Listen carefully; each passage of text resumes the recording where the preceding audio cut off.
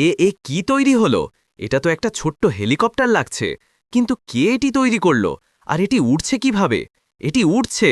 আমি করে দেখিয়েছি, আমি উড়ছি, দেখো আমি উড়ছি। এই শব্দগুলো ছিল ১৪ বছরের সেই ছেলেটির, যার হাতে ছিল গ্রিজ, আঙুলে আঘাতের চিহ্ন, কিন্তু মনে একটি স্বপ্ন আগুনের মতো জ্বলছিল, আকাশ ছোঁয়ার। সে ভাঙা জিনিসপত্র থেকে সংগ্রহ করা ছোট বড় যন্ত্রাংশ দিয়ে একটি উড়ন্ত যান তৈরির চেষ্টা করত। সে আকাশ চিরে মেঘের সাথে বন্ধুত্ব করার স্বপ্ন দেখত। তার সাহস, তার বিশ্বাস, তার উন্মাদনা কিভাবে একদিন নতুন ইতিহাস গড়ার শক্তিতে পরিবর্তিত হতে শুরু করল। লোকে তাকে নিয়ে মজা করত, পাগল বলতো, কবাড়িওয়ালা বলতো, কিন্তু একদিন এই ছেলেটি পুরনো খারাপ জিনিসপত্র জুড়ে এমন কিছু তৈরি করল যা সবাইকে অবাক করে দিল। সারা গ্রামের নাম উজ্জ্বল হয়ে গেল। আর্মিরা তাকে চাকরির প্রস্তাব দিতে লাগল। হ্যাঁ বন্ধুরা, আজকের এই সিনেমার মতো গল্পটি জীবন শিক্ষা এবং অনুপ্রেরণায় ভরা। এই ভিডিওটি আজ আপনাকে জীবনের এক বিরাট শিক্ষা দেবে, তাই ভিডিওটি শেষ পর্যন্ত দেখবেন, কোনো অংশ মিস করবেন না। গল্পের শুরু রাজস্থান থেকে ১০ কিলোমিটার দূরে অবস্থিত আলিপুর নামে একটি ছোট্ট গ্রাম থেকে। এখানেই থাকত রাজু নামে এক এতিম ছেলে।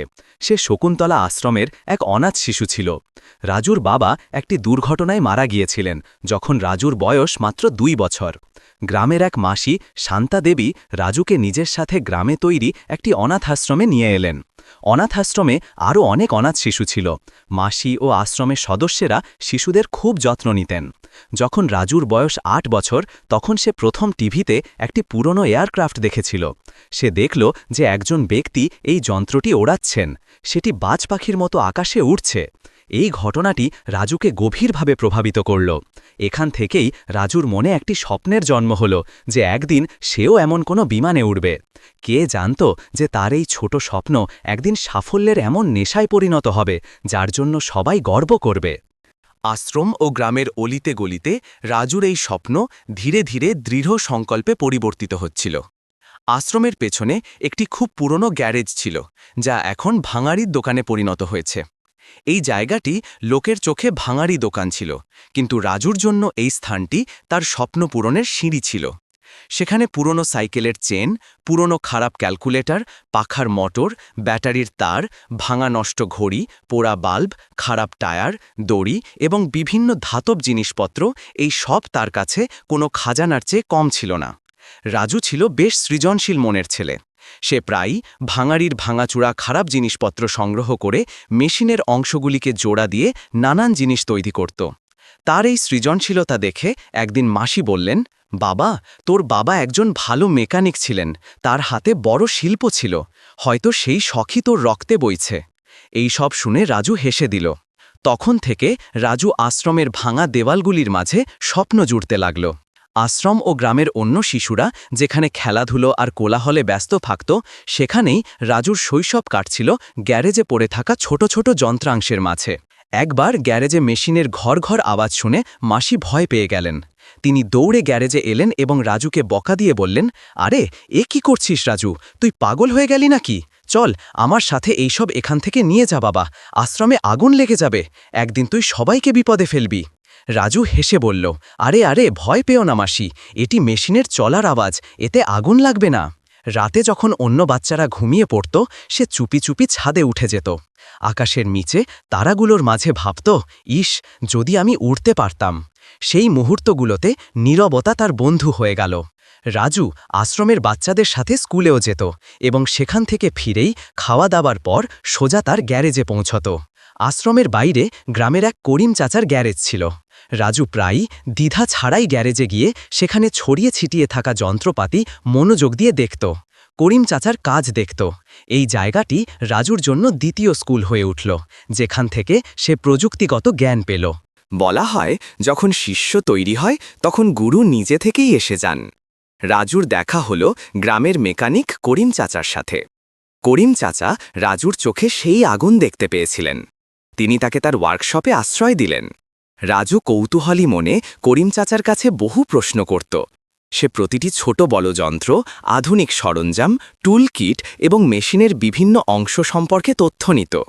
ব্যাটারির ক্ষমতা কত হয়, কিভাবে তৈরি হয়, কি থেকে কত শক্তি উৎপন্ন হয়, কোন যন্ত্র দিয়ে কি করা হয়, এর পাশাপাশি সে সার্কিট, তার এবং ইঞ্জিনের সূক্ষ্ম বিষয়গুলোও বুঝতে শুরু করল। অনেক সময় সে করিম চাচার গ্যারেজে খারাপ পড়ে থাকা যন্ত্রাংশ দিয়ে এমন সব জিনিস তৈরি করত যা দেখে করিম চাচাও অবাক হয়ে যেতেন। রাজুর কাজ শেখা ও করার আগ্রহ দেখে করিম চাচা বুঝে গিয়েছিলেন যে এই ছেলেটি একদিন খুব বড় কারিগর হবে। করিম চাচা রাজুকে তার অভিজ্ঞতা ও কারিগরি দক্ষতা সহজ ভাষায় বোঝাতে শুরু করলেন। অনুপ্রেরিত করে বললেন, বাবা, মনে বিশ্বাস রেখে লক্ষ্য অর্জনের জন্য যদি সত্যি মনোযোগ দিয়ে আমরা কোনো কাজ করি তবে তাতে সাফল্য অবশ্যই মেলে। যদি বারবার ব্যর্থ হও তবে থামো এবং বোঝো যে ভুল কোথায় হচ্ছে। সেই ভুল ঠিক করো এবং আবার চেষ্টা করো। দেখবে সাফল্য অবশ্যই আসবে, কিন্তু কখনো হার মানবে না। কোনো কাজ ততক্ষণই কঠিন মনে হয় যতক্ষণ না আমরা তার জ্ঞান লাভ করি, আর যেদিন আমরা তা শিখে যাই সেই একই কাজ আমাদের সহজ লাগতে শুরু করে। তাই পরিশ্রম করো এবং নিজের জ্ঞান বাড়াও। রাজু তার লক্ষ্যের কথা করিম চাচাকে বলল। করিম চাচা দীর্ঘশ্বাস নিলেন এবং বললেন, বাবা, যারা স্বপ্ন দেখে তারা পাগল নয়, তারা শুধু সময়ের চেয়ে এগিয়ে থাকে। চাচার এই কথা রাজুর ভেতরে এক স্ফুলিঙ্গর মতো জ্বলে উঠল। সেদিন থেকে সে নিজের সাথে প্রতিজ্ঞা করল, আমি আকাশ থেকে পৃথিবীকে দেখব। একদিন সে ভাঙাড়িতে একটি পাখার মোটর পেল। সেটিকে ব্যাটারির সাথে জুড়ল, সুতো বাঁধল এবং একটি বাক্সের ঢাকনা লাগিয়ে দিল। যেই সংযোগ দেওয়া হলো, ঢাকনাটি ঘুরতে শুরু করল। বাতাসের ঝাপটা তার চুল উড়িয়ে দিল। সে চিৎকার করে উঠল, এটি জ্বলে গেল। তারপর হঠাৎ ধোঁয়া উঠল, মোটরটি জ্বলে গেল। হাত ঝলসে গেল, কিন্তু সে হাসছিল। সে বিড়বিড় করে নিজেকে বলল, যদি জ্বলে যাওয়ার মধ্য দিয়ে উড়ান শুরু হয় তবে আমি 1000 বার জ্বলব। কোনো আঘাত আমার সংকল্প ভাঙতে পারবে না। রাজু তার সংকল্প আরও দৃঢ় করে ফেলেছিল। করিম চাচা তাকে জিনিসপত্র জোগাড় করতে সাহায্য করলেন। তিনি বললেন, রাজু বাবা, এখানে অনেক মোটর এমনিতেই পড়ে আছে, তুমি সেগুলো তোমার ল্যাবে নিয়ে যাও এবং ঠিক করে যা ইচ্ছে তৈরি করো। খারাপ মোটর কিভাবে ঠিক করা হয় তা করিম চাচা রাজুকে শিখিয়ে দিয়েছিলেন।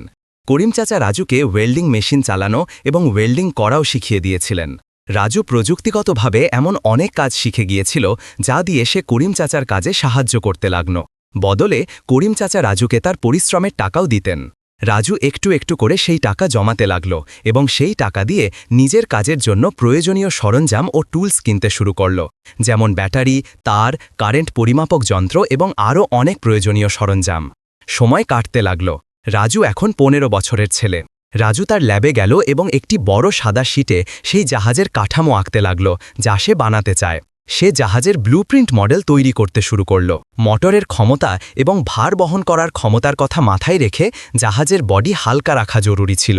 তাই কাঠামো তৈরি করতে রাজু ধাতুর পরিবর্তে বাঁশের কাঠ বেশি ব্যবহার করল। এই এতিমখানায় থাকায় এই পুরনো গ্যারেজটি সবার কাছে একটি ভাঙাড়ি ছিল, কিন্তু রাজুর জন্য সেটি ভাঙাড়ি নয়, বরং তার ওয়ার্কশপ ছিল। অনাথ আশ্রমের শিশুরা যখনই রাজুকে এই ল্যাবে পড়ে থাকা অকেজো ধাতব সরঞ্জাম দিয়ে কিছু তৈরি করতে দেখত, তারা তার খুব মজা করত। 3 বছর কেটে গিয়েছিল। রাজুর বয়স এখন 18 বছর।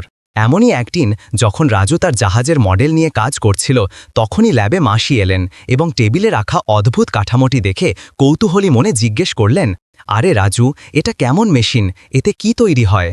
রাজু আকাশের দিকে তাকালো এবং বলল, এটি জাহাজ মাসি, এটি একদিন আকাশে উড়বে। রাজুর কথা শুনে সেখানে দাঁড়ানো শিশুরা হাসিতে ফেটে পড়ল। তারা বিদ্রূপ করে বলল, আরে এই পথভ্রষ্ট আত্মাটাকে দেখো, কত বড় বড় কথা বলছে। এ নাকি জাহাজ ওড়াবে। আর এটা কোন দিক থেকে জাহাজ মনে হচ্ছে? বড় এসেছেন জাহাজ বানাতে। রাজুর ওপর এই শিশুদের কথার কোনো প্রভাব পড়ত না, কারণ রাজুর নিজের দক্ষতা ও পরিশ্রমের ওপর পুরো ভরসা ছিল। সে জানত যে একদিন সে অবশ্যই সাফল্য পাবে, কারণ সে প্রতিদিন সাফল্যের কাছাকাছি পৌঁছাচ্ছিল। একদিন রাজু তার গ্যারেজে তার প্রকল্পের প্রথম পর্যায়টি সম্পন্ন করতে যাচ্ছিল। তার জামা ও মুখ ঘামে ভিজে যাচ্ছিল, কিন্তু রাজুর হাত ক্রমাগত মেশিন সেট করায় ব্যস্ত ছিল। হাতে গ্রিজ, আঙুলে কাটা দাগ, কিন্তু চোখে ছিল আগুন।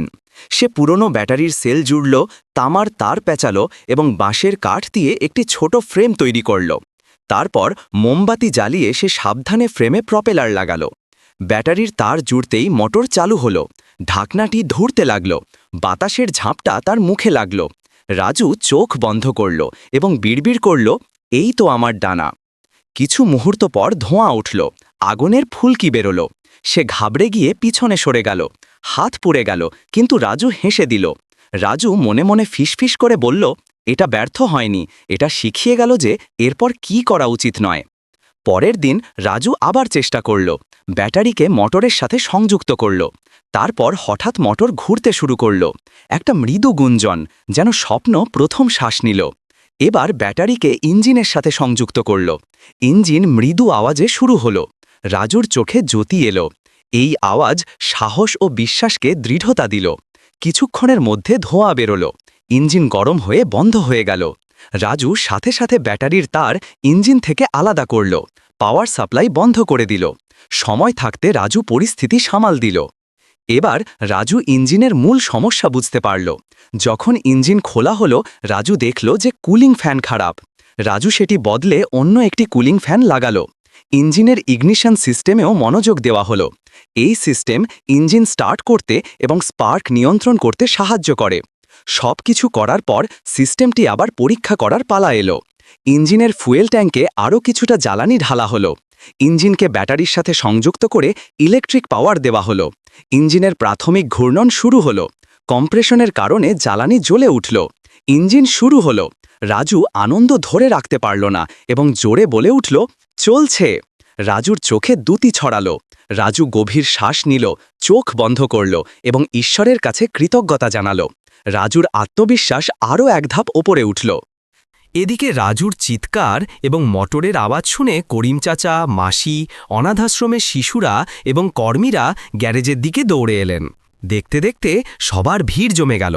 সবার চোখ এক দৃষ্টিতে সেই চালু ইঞ্জিন, ঘুরন্ত প্রোপেলার এবং জাহাজের কাঠামোটি দেখছিল। সবার মনে একটাই প্রশ্ন, রাজু কি করে দেখালো? এটা কি সত্যি উড়বে?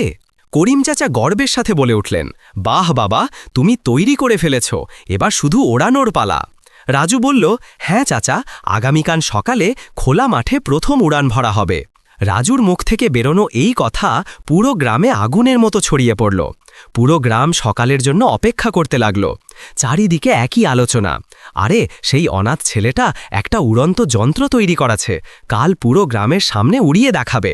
কেউ বলল, আরে এ কিভাবে বানালো, এমন কি হতে পারে? তো কেউ বলল, আরে সেটা তো কালই জানা যাবে, জাহাজ নাকি হাওয়া গাড়ি। সকালের জন্য সবচেয়ে বেশি অপেক্ষা করছিল রাজু, কারণ আগামীকালকের সকাল তার বছরের পর বছর ধরে করা পরিশ্রমের ফল নির্ধারণ করতে যাচ্ছিল। তার স্বপ্ন বাস্তবে পরিণত হয়ে ইতিহাস গড়তে যাচ্ছিল। সকাল হতেই রাজু তার সমস্ত সিস্টেম একটি একটি করে বাইরে খোলা মাঠে নিয়ে যেতে লাগল। সাথে করিম চাচাও সাহায্য করছিলেন। ব্যাটারি, ইঞ্জিন, মোটর এবং কাঠামো মাঠে আনা হলো। এবার পালা ছিল এই সবগুলিকে সেই কাঠামোতে সঠিকভাবে সেট করার, যা রাজু আগেই তৈরি করে রেখেছিল। ধীরে ধীরে সব সেটআপ করা হতে লাগল। জাহাজে লাগানো ডানাগুলো হালকা টিনের চাদর ওয়েল্ডিং করে ভালোভাবে জোড়া হয়েছিল। ভালোভাবে তার জোড়া হলো। ইঞ্জিন মাউন্ট এর ভেতরে স্পার্স এবং রিবস থাকে। টেল সেকশন অর্থাৎ অ্যাম্পেনেজ, রাডার অর্থাৎ দিক পরিবর্তন করার জন্য, এলিভেটর অর্থাৎ উচ্চতা পরিবর্তন করার জন্য, ল্যান্ডিং গিয়ার, চাকা এবং shock absorber, braking system, battery, alternator, wiring এবং ফিউজ প্যানেল সব সেট করে দেওয়া হলো। মাসি অনাথাশ্রমের বাচ্চাদের সাথে মাঠে পৌঁছালেন। গ্রামের লোক ও শিশুরা সবাই জড়ো হতে লাগল। এই দৃশ্য দেখতে গ্রামের মহিলারা ছাদে উঠে গেলেন। কি শিশু, কি বৃদ্ধ, প্রত্যেকেই এই দৃশ্য দেখতে উন্মুখ ছিল। সবার চোখ সেই জাহাজের দিকে ছিল। স্কুলের প্রধান মাস্টার জিও এলেন। গ্রামে তার বেশ প্রতিপত্তি ও সম্মান ছিল। ইঞ্জিন শুরু হওয়ার আগেই ভিড়ের মধ্য থেকে আওয়াজ এলো, থামো, বন্ধ করো এই সব, বন্ধ করো এটি। আওয়াজে গর্জন ছিল, রাগ ঝরে পড়ছিল। সবার ঘাড় সেই আওয়াজের দিকে ঘুরে গেল। সবাই এক দৃষ্টিতে সেই লোকটিকে দেখতে লাগল। এই ব্যক্তিটি ছিল গ্রামের প্রধান। গ্রামের নিরাপত্তার দায়িত্বের কথা মাথায় রেখে প্রধান কঠোর স্বরে রাজুকে ধমকাতে লাগলেন, এই কেমন বিপজ্জনক যন্ত্র তুমি এই গ্রামে পরীক্ষা করতে যাচ্ছ? তোমার সাহস কি করে হলো পারমিশন ছাড়া এই ধরনের কার্যকলাপ করার? তুমি জানো কি এই গ্রামটি সীমান্তের কাছাকাছি, কোনো দুর্ঘটনা ঘটলে যুদ্ধ শুরু হতে পারে। তখন করিম চাচা বললেন, আরে প্রধানজি, এটি ছোট একটি যন্ত্র যা শুধু হাওয়ায় কিছুটা দূর উড়বে, বেশি দূর যাবে না এবং এতে কোনো ঝুঁকি নেই। প্রধান কঠোর স্বরে বললেন, চুপ, তোমরা কি এর দায়িত্ব নেবে? সবাই চুপ হয়ে গেল। ভিড়ে ফিসফিস শুরু হলো। রাজুর মন খারাপ হতে লাগল। ভিড় ভয় পেয়ে গেল। রাজুর স্বপ্ন ভাঙতে চাচ্ছিল যে স্কুলের মাস্টারজি ঢাল হয়ে দাঁড়িয়ে গেলেন। রাজু কিছু বলার আগেই মাস্টারজি গভীর শ্বাস নিলেন এবং জোরালো আওয়াজে বললেন, আরে প্রধানজি, যা হচ্ছে হতে দিন, আপনার রাগ অযথা। ঝুঁকি ছাড়া বড় সাফল্য মেলে না। আপনি ভয় পাবেন না, এটি ব্লাস্ট হবে না। খুব বেশি হলে তারও বাড়ির ওপর পড়বে, এর বেশি ওজন নেই। আর তারপর এটি যদি সফল হয় তবে সারা গ্রামের নাম উজ্জ্বল হবে, আপনার সম্মান বাড়বে। আর যদি আজ আমরা এটিকে থামাই তবে এটি কেবল স্বপ্ন চূর্ণ করার কথা হবে না, বরং প্রতিভাকেও দমন করা হবে। যদি আজ এটি সফল হয় তবে সমাজে এর একটি ইতিবাচক বার্তা যাবে, শিশুদের মধ্যে বড় অনুপ্রেরণা তৈরি হবে। মাস্টারজির কথায় গাম্ভীর্য ছিল। প্রধানজি কিছু বলতে পারলেন না। ভেতরে ভেতরে তিনিও একমত হলেন। তার উপলব্ধি হল। প্রধান মনে মনে বিড়বিড় করলেন, হয়তো ঠিকই বলছে, কথা তো আমার সুবিধারও, একবার সুযোগ দেওয়া উচিত। তখন করিম চাচা রাজুকে জাহাজে বসার ইঙ্গিত করলেন। রাজু জাহাজে বসল, কিছুক্ষণ চোখ বন্ধ করল, ঈশ্বরকে স্মরণ করল। পরের কয়েক সেকেন্ডে রাজু চোখ খুলল, গভীর শ্বাস নিল, মন ও হৃদয়কে শক্তিশালী করে ব্যাটারি থেকে পাওয়ার অন করল। সাপ্লাই ইঞ্জিন এবং মোটর পর্যন্ত পৌঁছাল। মোটর শুরু হল, প্রোপেলার ঘুরতে লাগল, ইঞ্জিন ঘরঘর করে শুরু হল। ইঞ্জিনের তীব্র আওয়াজ শুনে আশেপাশে দাঁড়ানো লোকগুলো পিছিয়ে যেতে লাগল। রাজু নিজে নিজে বিড়বিড় করল, আজ যেন কিছু গণ্ডগোল না হয়, চল এগিয়ে যা। রাজু পাওয়ার আরও বাড়ানো, হালকা রেস ছাড়ল। তখনই জাহাজটি এগিয়ে গেল এবং ধীরে ধীরে গতি ধরতে শুরু করল। কিছুটা দূর যেতেই রাজুর স্বপ্নের উড়ান বাস্তবে পরিণত হতে লাগল। জাহাজের চাকা জমি ছেড়ে ওপরে উঠল। এই দৃশ্য দেখে সবাই স্তব্ধ ছিল। জাহাজ আরও ওপরে উঠল এবং দেখতে দেখতে জাহাজটি কয়েক ফুট ওপরে পৌঁছে গেল। রাজুর আনন্দের সীমা ছিল না। সে চিৎকার করে উঠল, আমি করে দেখিয়েছি, আমি উড়ছি, দেখো আমি উড়ছি। বছরের পর বছর ধরে দেখা স্বপ্ন, বছরের পর বছর ধরে করা পরিশ্রম সফল হল।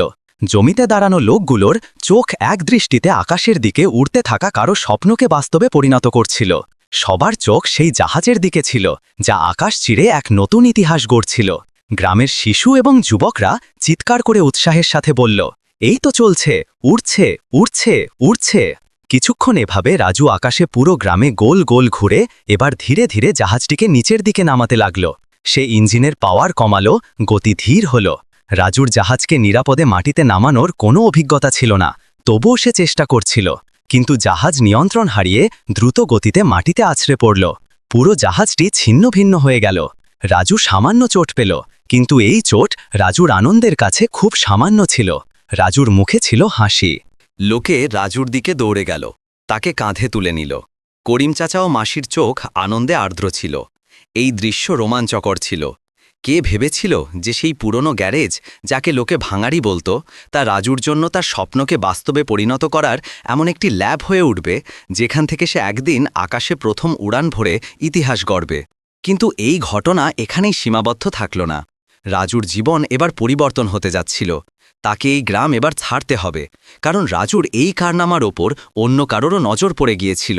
আসলে যখন রাজু আকাশে এক নতুন ইতিহাস লিখছিল, তখনই গ্রামের বাইরে আর্মির একটি টহলরত জিপ তপ্ত রাস্তা ধরে আলিপুর গ্রামের দিকে এগিয়ে আসছিল। জিপ 4 জন সিপাহী সবার ছিল, যাদের মধ্যে একজন ছিলেন কমান্ডিং অফিসার। গ্রামের সীমানা শুরু হতেই সিপাহী জিপের গতি কমালো, কিন্তু তখনই তাদের কানে একটি গুঞ্জন ভরা আওয়াজ ভেসে এলো। সিপাহীরা চমকে উঠল। সবাই কোনো অদ্ভুত আওয়াজ অনুভব করল। কমান্ডিং অফিসার গাড়ি থামানোর ইঙ্গিত করলেন এবং বললেন, এটা কেমন আওয়াজ? সিপাহী বলল, স্যার, এই আওয়াজ কোনো মেশিনের মতো লাগছে, কোনো মোটর চলার। আওয়াজ ধীরে ধীরে বাড়ছিল, যেন কোনো পুরনো মোটর বা হয়তো কোনো প্লেন কাছে আসছে। খোলা মাঠের মাঝে একটি রোগা পাতলা ছেলে, যার পোশাকে তেল ও মাটির দাগ লেগেছিল। সেই ছেলেটি কোনো লোহার কাঠামোর ভেতরে বসেছিল। এটি কোনো পুরনো হেলিকপ্টারের কাঠামোর মতো লাগছিল। তখনই এক সিপাহী বলল, এটা কি জিনিস? অফিসার সাবধানে বললেন, এটি কোনো ছোট হেলিকপ্টার লাগছে, কিন্তু এটি বানালো কে, আর এটি উড়ছে কিভাবে? তখন অন্য সিপাহী অবাক হয়ে বলল, আরে মনোযোগ দিয়ে দেখুন এটিকে, এটি তো কোনো ছেলে ওড়াচ্ছে। এই কাজ এই গ্রাম থেকেই করা হয়েছে। এই ছেলেটি ছিল 18 বছরের সেই রাজু, যে আজ তার স্বপ্নকে বাস্তবের ডানা লাগিয়ে উড়ছিল। এটি ছিল সেই বাস্তবতা যা সবাইকে আশ্চর্য করে দিয়েছিল। কমান্ডিং অফিসার সিপাহীকে গ্রামের ভেতরে যেতে ইঙ্গিত করলেন। জিপ গ্রামের ভেতরে প্রবেশ করল।